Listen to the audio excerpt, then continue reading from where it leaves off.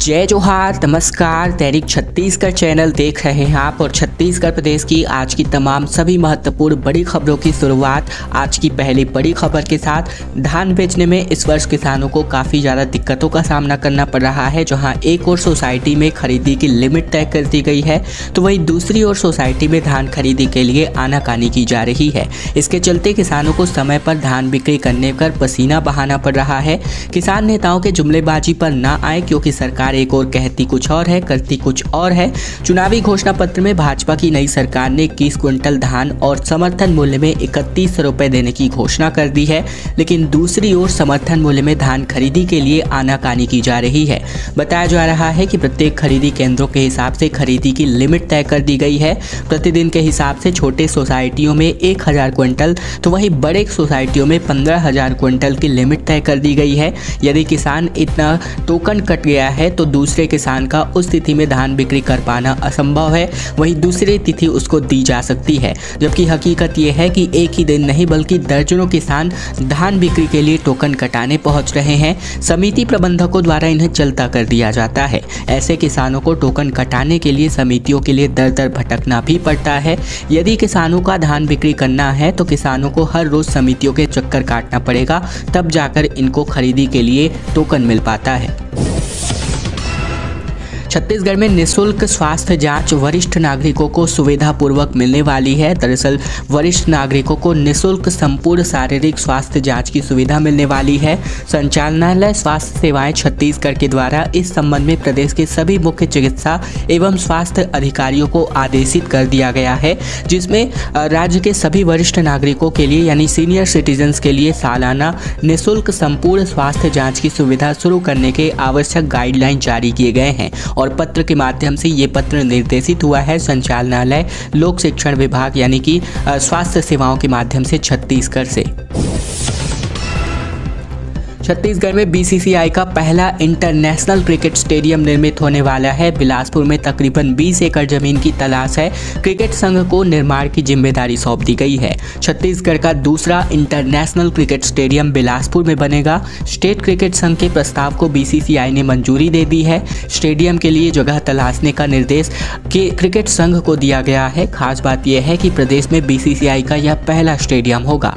दरअसल रायपुर स्थित शहीद वीर नारायण सिंह अंतर्राष्ट्रीय स्टेडियम को राज्य सरकार ने बनवाया है और इसके प्रबंधन में राज्य के कई विभागों का दखल है। इसके चलते कई तरह की दिक्कतों का सामना भी करना पड़ता है और अब बिलासपुर में बनने वाला स्टेडियम पूरी तरीके से बीसीसीआई की ओर से कंट्रोलेबल होगा।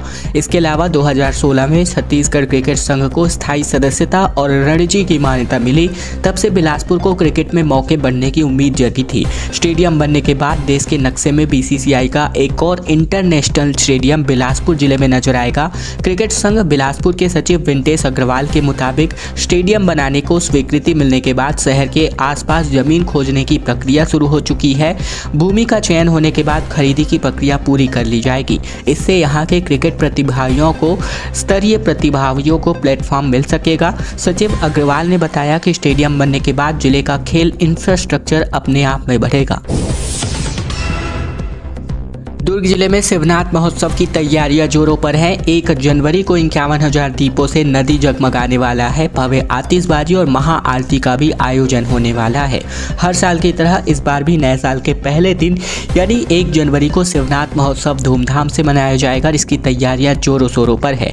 पिछली बार तकरीबन 21,000 दीप प्रज्वलित करके महाआरती की गई थी, लेकिन इस बार 51,000 दियों को जलाने की तैयारी है। शिवनाथ महोत्सव के आयोजनकर्ता वरुण जोशी ने बताया कि शिवनाथ नदी देश की ऐसी पहली नदी है जो 22 सालों तक किसी निजी व्यक्ति के लीज पर थी।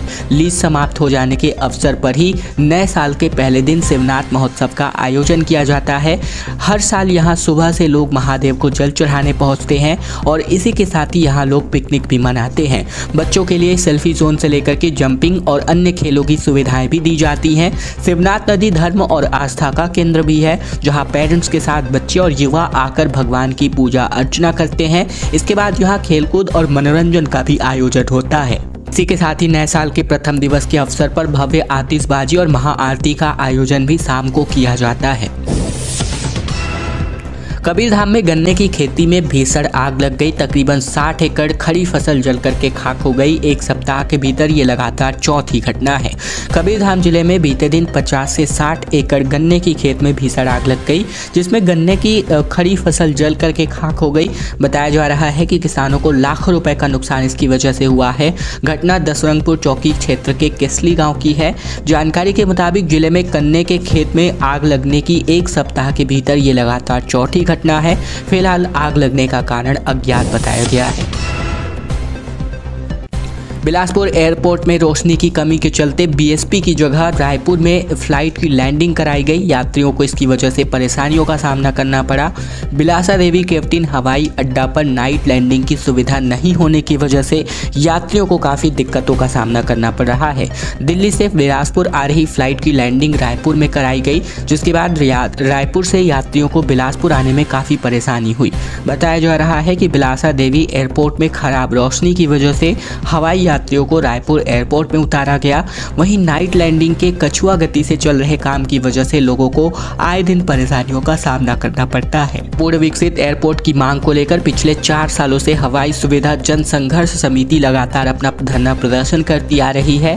रोशनी कम होने के चलते दिल्ली से जबलपुर होकर बिलासपुर आने वाली कनेक्टिंग फ्लाइट को रायपुर में ही उतारा गया। ठंड की वजह से रात के साथ ही दिन में भी बादल और कोहरा छाया रहा, इसीलिए रोशनी की कमी रही, जिसकी वजह से हवाई सफर कर रहे यात्रियों को एक बार फिर बिलासपुर चकरभाठा एयरपोर्ट की जगह स्वामी विवेकानंद हवाई अड्डा रायपुर में उतरना पड़ा। छत्तीसगढ़ के आगामी 1 मार्च से 12वीं की परीक्षा प्रारंभ होने वाली है। 2 मार्च से 10वीं के एग्जाम शुरू होंगे। सुबह 9 से लेकर 12:15 तक ये एग्जाम चलने वाला है। छत्तीसगढ़ माध्यमिक शिक्षा मंडल ने 10वीं और 12वीं बोर्ड परीक्षा का टाइम टेबल जारी कर दिया है। आगामी 1 मार्च से 12वीं और 2 मार्च से 10वीं की परीक्षा का प्रारंभ होने वाला है। ऐसे में सुबह 9 से लेकर 12:15 तक का समय परीक्षा के लिए दिया गया है। समय निर्धारित किया गया है। इसी के अलावा फिजिकल एजुकेशन का भी टाइम टेबल जारी हो चुका है।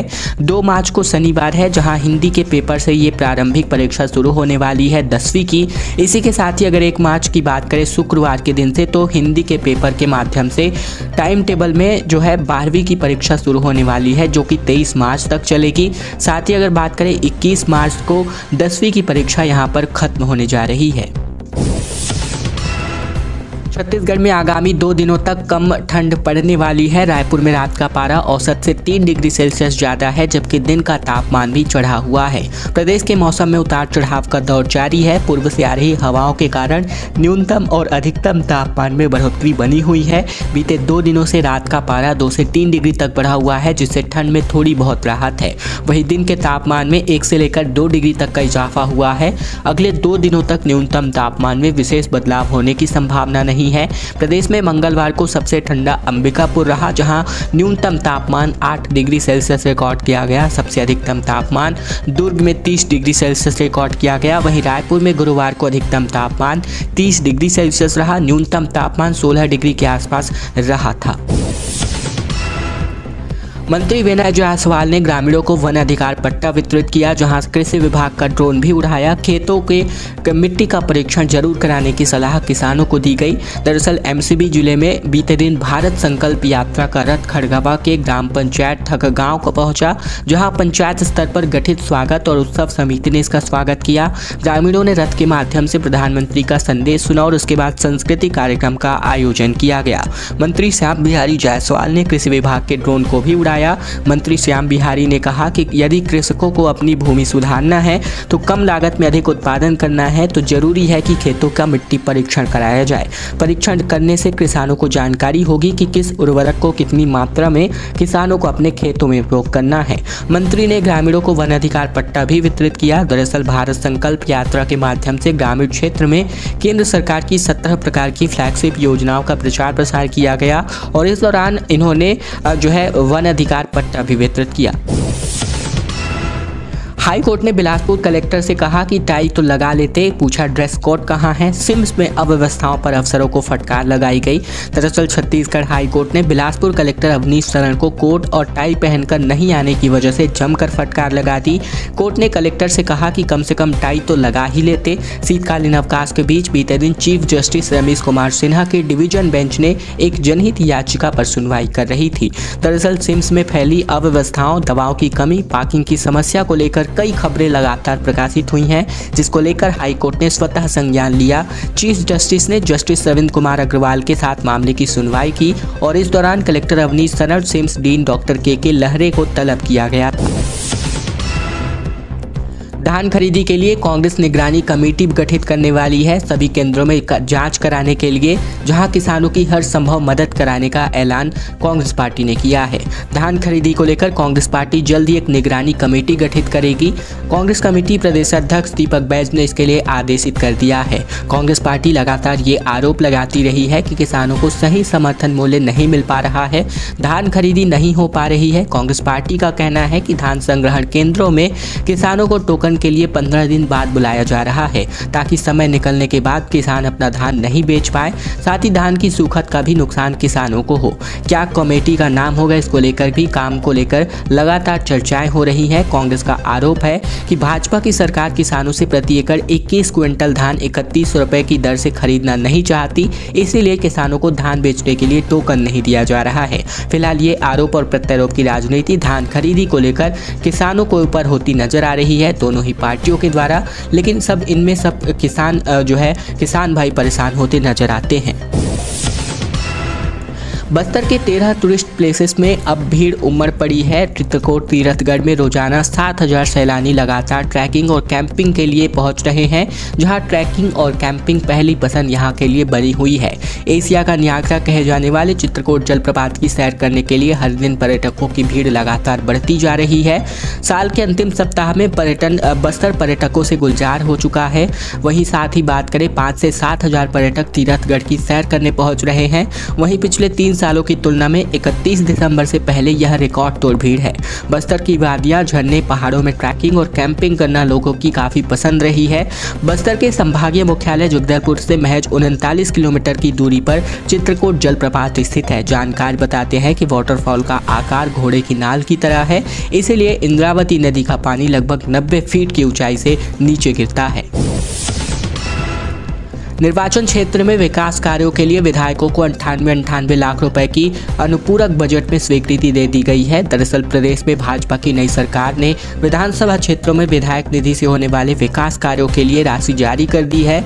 कोरबा जिले के प्रत्येक विधायकों को, साथ ही अगर छत्तीसगढ़ के विधायकों के लिए बात करें तो 98,66,667 रुपए की राशि आवंटित की गई है। वहीं अगर बात करें तो इनके आधार पर, यानी विधायकों की सिफारिश के आधार पर होने वाले खर्च का अनुमान एजेंसी नियुक्त किया गया है। टेंडर की प्रक्रिया जल्द ही शुरू कर दी जाएगी और इसी माह मुख्यमंत्री विष्णुदेव साय ने कार्यभार ग्रहण किया है। विधायकों का शपथ ग्रहण समारोह आयोजित किया गया है। दरअसल प्रशासन ने विधायकों को उनके क्षेत्र में होने वाले विकास कार्यों की सिफारिश कर सूची उपलब्ध कराने की मांग की है, ताकि विधायकों की सिफारिश के आधार पर खर्च का ब्यौरा जल्द से जल्द लिया जा सके। छत्तीसगढ़ से 25,000 कांग्रेस नेता और कार्यकर्ता नागपुर रवाना होने वाले हैं तैयार हम रैली में शामिल होने के लिए। पूर्व सीएम भूपेश सिंह समेत कई दिग्गज इसमें पहुंचने वाले हैं। छत्तीसगढ़ से कांग्रेस नेताओं समेत कुल 25,000 कांग्रेस के नेता और कार्यकर्ता नागपुर में होने वाली रैली में शामिल होंगे। इसमें पूर्व सीएम भूपेश बघेल, पूर्व डिप्टी सीएम टीएस सिंहदेव, नेता प्रतिपक्ष चरणदास महंत और प्रदेश अध्यक्ष बैज समेत तमाम दिग्गज नेता शिरकत करेंगे। बता दें कि 130वें स्थापना दिवस पर कांग्रेस नागपुर में है तैयार हम रैली आयोजित कर रही है। छत्तीसगढ़ बीजेपी ने लोकसभा एक्शन प्लान तैयार किया है, जहां प्रदेश में लखपति दीदी और गांव चलो कार्यक्रम तैयार किया जाएगा। सोशल मीडिया वॉरियर्स की नियुक्ति की जाएगी। छत्तीसगढ़ भाजपा के प्रदेश पदाधिकारियों की गुरुवार को रायपुर में हुई बैठक में लोकसभा चुनाव को लेकर एक्शन प्लान तैयार किया गया और इसी के तहत महिला मोर्चा लखपति दीदी कार्यक्रम में शिरकत करेंगी। तो वहीं सोशल मीडिया वॉरियर्स बनाने के साथ ही पूरे देश में गाँव चलो अभियान आयोजित होगा। प्रदेश में भाजपा की सरकार और किरण देव के प्रदेश अध्यक्ष बनने के बाद यह संगठन की पहली बैठक थी। किरण देव ने 3-4 महीने पार्टी कार्यकर्ताओं को विधानसभा चुनाव की तरह ही सक्रिय होकर काम करने के लिए कहा है। इस बैठक में सीएम विष्णुदेव साय भी पहुंचे थे। वहीं मुख्यमंत्री विष्णुदेव साय ने कहा कि जैसी जीत विधानसभा में हुई है वैसे ही लोकसभा में 11 की 11 सीटें जीतेंगे। मोदी की गारंटी पर लोगों को विश्वास